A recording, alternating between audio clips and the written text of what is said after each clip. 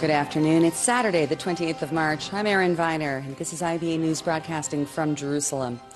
We open with reports that Iran and the major world powers are close to reaching agreement on a framework plan that would form the basis of a long-term accord to resolve the 12-year standoff over Tehran's nuclear ambitions. Despite that announcement, officials familiar with the negotiations are cautioning that several key details are still being hotly contested. U.S. Secretary of State John Kerry and his Iranian counterpart Mohammad Javad Zarif have been holding meetings in Lausanne for days, while foreign ministers from China, France, Russia, the United Kingdom and Germany arrived in Switzerland today. If an accord is reached, there is a debate underway over whether or not to release the 2- to 3-page document to the public, although many of the specific details are expected to remain undisclosed.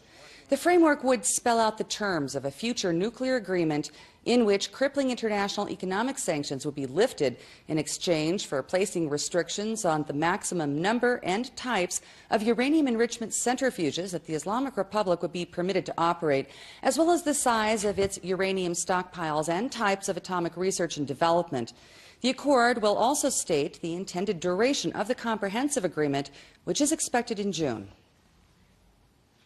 Government officials here in Jerusalem continue to describe the terms of the impending nuclear agreement as incomprehensibly bad and reject the assertion from the administration of U.S. President Barack Obama that the accord will keep Tehran at least 1 year away from capability of accumulating enough fissile material to produce an atomic bomb.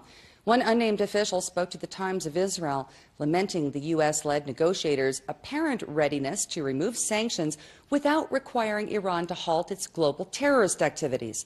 The source also listed a host of arenas in which Tehran works against American, Israeli, and moderate Arab interests without being held accountable.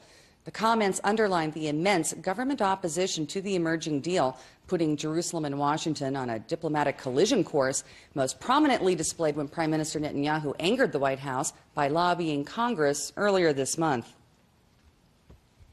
In other news, Yemen's embattled President Abdrabbu Mansour Hadi is branding the Shiite rebels who forced him to flee his nations as the stooges of Iran and directly blamed the Islamic Republic for chaos in the Arabian Peninsula country. Other regional leaders also made oblique references to Tehran at the opening session of the Arab League summit held in Sharm el-Sheikh today. Hadi attended that forum and directly challenged Iran in his remarks, while calling on his supporters to rise up in peaceful protest against the Houthi insurgents. Saudi Arabia's newly enthroned king, Salman, meanwhile, is vowing that military intervention in Yemen will not be stopped until stability and safety have been restored.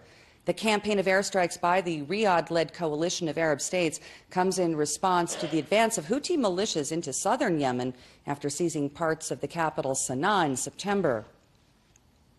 Stressing that the revival of the Israeli-Palestinian peace process is needed to avoid a complete crash in the crisis, French Foreign Minister Laurent Fabius said that his nation will draft a United Nations Security Council resolution in the coming weeks to present a framework for negotiations toward resolving the conflict.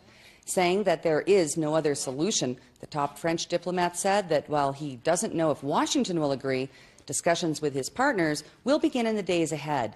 Paris delayed a previous attempt to pass a UNSC resolution until after the outcome of national elections in Israel earlier this month. And now Fabius says that the issue will be pursued as soon as a new government has been formed. Here at home, the government has announced its decision to release 3 months of tax revenues that it's been withholding from the Palestinian Authority in response to Ramallah's bid to join the International Criminal Court. According to a statement from his office, Prime Minister Benjamin Netanyahu made the decision following the recommendations of the security establishment and out of humanitarian considerations. Netanyahu said it is in Israel's best interest to transfer the money and underscored the importance of behaving reasonably, responsibly, and with due consideration alongside a determined struggle against extremist elements amid the current deteriorating situation in the Middle East. Israel has not only been under international pressure to release the frozen funds, but defense officials have been warning that the continued refusal to turn over the revenue could spark violence. Under existing agreements, Israel collects taxes and customs on behalf of the Palestinians for later transfer, but suspended those payments on several occasions in retaliation for unilateral action taken by the PA. The United States and the Middle East Peace Quartet are welcoming the transfer, although the Palestinians are insisting that Israel should be accountable for what they call the criminal withholding of the funds. The Prime Minister was severely condemned after he called for a high voter turnout on March 17th to counter large numbers of Arab citizens, he said, were coming out in droves, and he later met with the leaders of the Israeli Arab community to offer clarification and an apology for those remarks. IBA's Ario O'Sullivan asked Professor Gil Troy of McGill University for his perspective on the Prime Minister's actions. I think election campaigns are very stressful. I think if you saw Bibi Netanyahu's body language during the weeks before, he really thought he was losing and he was getting desperate. He behaved abominably. He said things that were not worthy of the Prime Minister of any country, let alone a democracy like Israel, let alone a democracy like Israel, which is pluralistic and has 20% Israeli Arabs, 64% of whom went to the polls.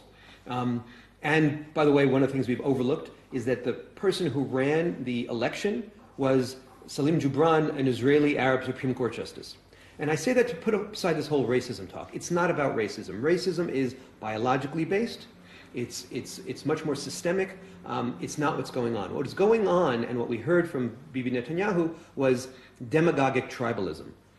That's abhorrent enough.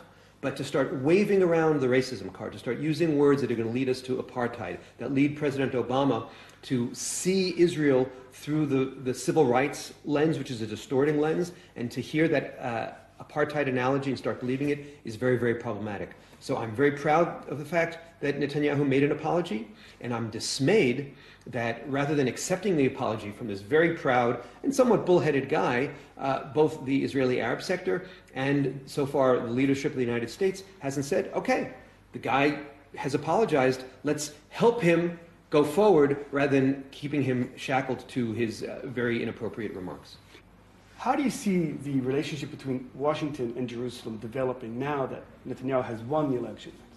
I'm extremely worried about the future of U.S.-Israel relations at this moment. Now, I should say, big picture, trade remains very strong. The common shared democratic values remain very, very strong. The strategic need to work together remains very, very strong.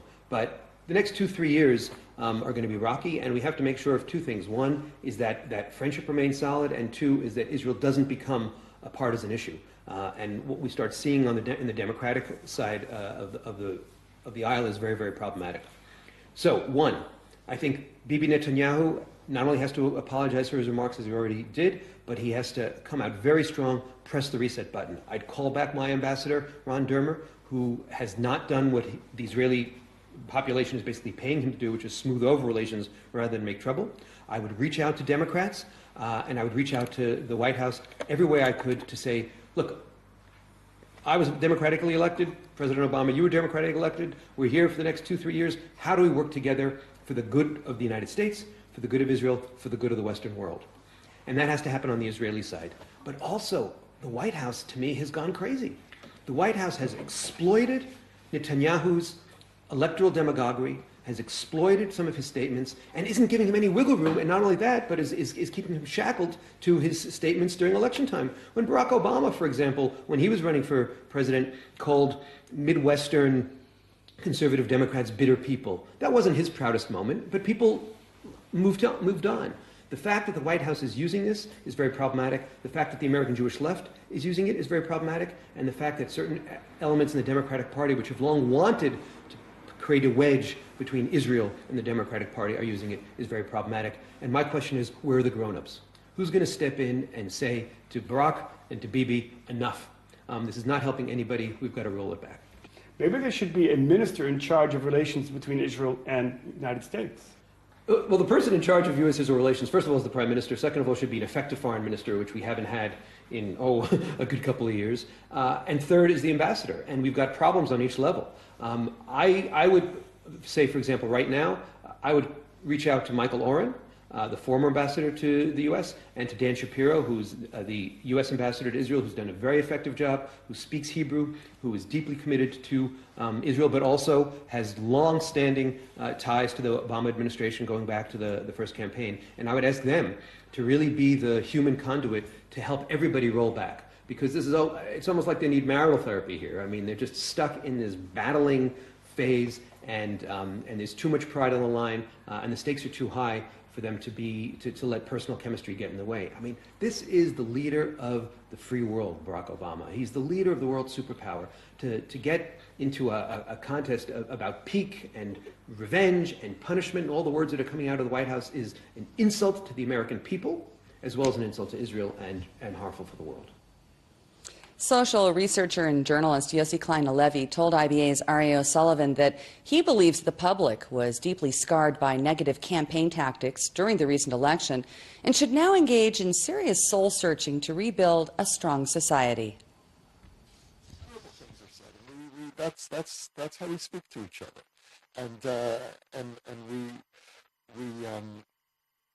I think this time we reached a point where it's not going to be so easy to pick up the pieces again. We seem to be having some sound difficulties, and we'll try to bring you that interview later in the program. In other news, President Reuven Rivlin is in Singapore and among other world leaders to pay respects to the nation's Lee Kuan Yew as his casket lies in state at Parliament House.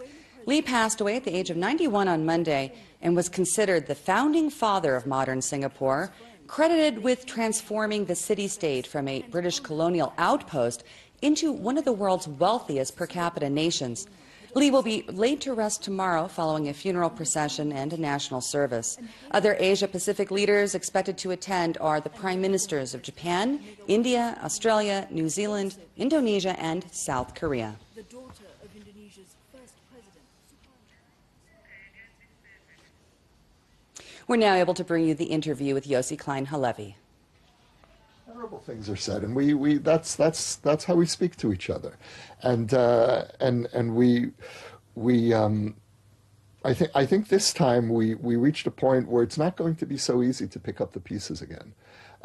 Things were said across the board, and we all know about what was said on the right, in particular what Netanyahu said about Arab voters, which is forbidden for the Prime Minister of the State of Israel to say. You can't delegitimize 20% of the population in a democracy. Netanyahu was acting solely as a candidate, but he was also the Prime Minister.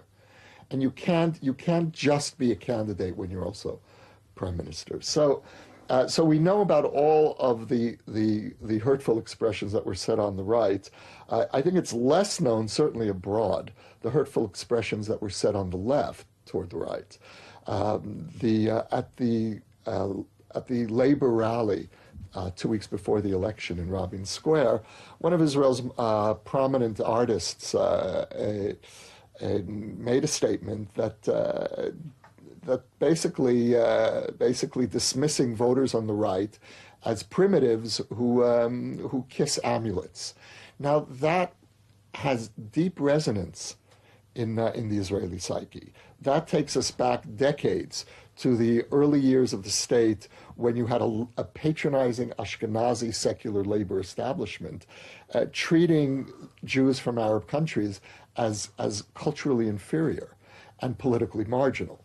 And so to hear those kinds of expressions on the stage of a Labor Party rally brought back all of the traumas and resentments, and then it was coupled by a statement made the next day in defense of, this was Yair Garbos, the painter, and then the next day Yoshua Sobol, the playwright, said, let's be honest here, we all know that it's the primitives who are praying at the graves of holy men who vote for the right. Now, the contempt that suffused this election, the mutual contempt, is I think is taking us to places that could create two societies, two mutually antagonistic societies. And the irony of these elections was that they really weren't about much I mean, if you look at the issues, we didn't really have a debate about the Palestinians because the left knows that there's no deal to be had, and most of center-right know that we really can't annex the territories. So there's a broad consensus in this country that wants a two-state solution but knows it's not possible anytime soon. So there was no real debate about the Palestinians. There was no real debate about Iran. There was no real debate about any substantive issues that would warrant those kinds of mutually delegitimizing expressions. So instead, I think it came out of a sense of deep frustration. To some extent, I think we feel increasingly trapped here. Look at our borders. We have Hamas, Hezbollah, Al Qaeda. We know there's no way out of a disintegrating Middle East, and so there's this deeply Jewish and deeply dysfunctional tendency to turn against each other when you're under siege. Now that can work in a different direction too. We've seen Israeli society at its best. We saw it this last summer when we had a level of national unity during the Gaza war that we haven't seen here in years. So this was the antithesis. And we're a kind of a manic depressive society. And I think we're lashing out because of this sense of impingement, of siege. And that will take us nowhere. And sooner or later, we're going to have to pick up the pieces and figure out how do we resume being a functional society in a dysfunctional region. The IBA weather team tells us to expect rain showers throughout most regions tonight that will carry over until around noon tomorrow, when we'll see a significant drop in temperatures to more seasonable levels. Here's the forecast abroad for the next 24 hours.